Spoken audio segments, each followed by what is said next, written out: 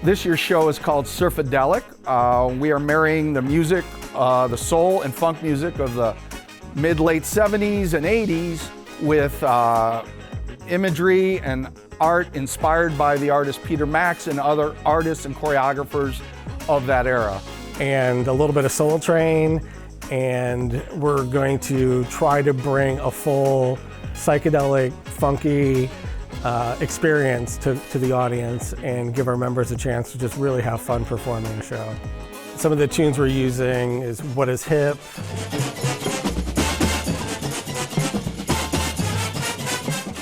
Boogie Wonderland.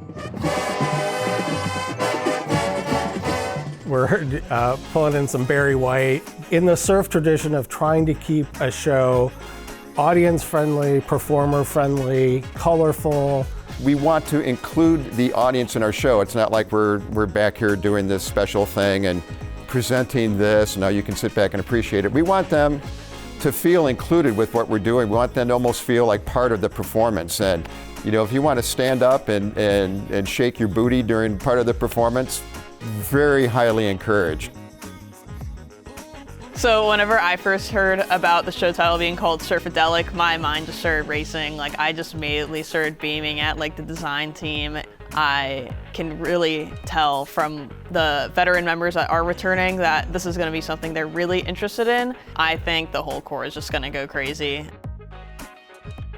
I hope to take Peter Max's art and use it as inspiration for things that can be charted onto the field with clarity. Perhaps stars or the rainbows are two in particular that are very prevalent in his work. When we were picking the music, we wanted to find music that was actually legit soul music and pieces that have musical value to them but are also fun. And so the Barry White tune, especially for tuba fans out there in drum corps land, you're going to be happy. There's going to be a lot of tuba there for you.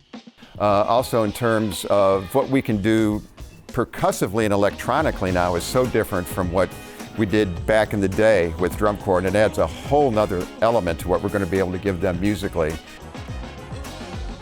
I'm really excited for this season because the membership is shaping up to be almost double the size of it being last year. So the last couple of years coming out of lockdown, the corps has been small.